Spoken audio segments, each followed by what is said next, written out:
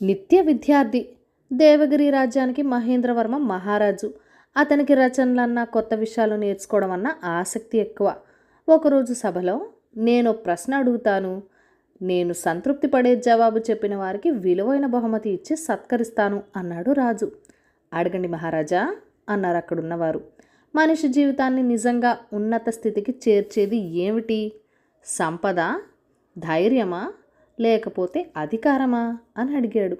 అప్పుడు ఒక పండితుడు, ధనమే జీవితానికి మూలాధారం, అది లేకపోతే మనమేం చేయలేం అన్నాడు.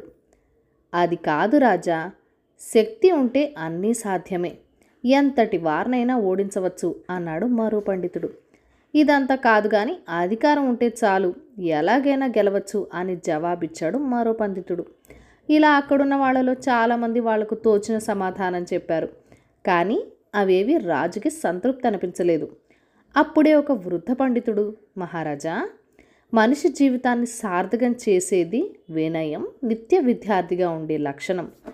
నిన్న తెలుసుకున్న విషయం ఈ రోజుకి పాతబడిపోతుంది, రేపు మరో కొత్త విషయం వెలుగులోకి వస్తుంది.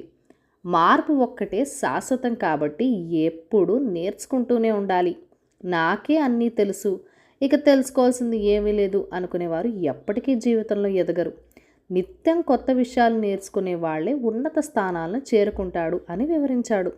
ఆ మాటలు విన్న మహారాజు చాలా బాగా చెప్పారు, మనిషి నిత్య విద్యార్థిగా ఉన్నప్పుడే అన్నింటినీ జయించగలుగుతాడు అన్నాడు. చెప్పినట్లుగానే ఆ పండితుడిని విలువైన బహుమతులతో సత్కరించాడు.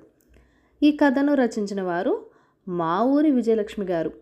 మరిన్ని కథల కోసం లైక్ చేయండి, షేర్ చేయండి, కామెంట్ చేయండి. Thank you for watching. Bye bye.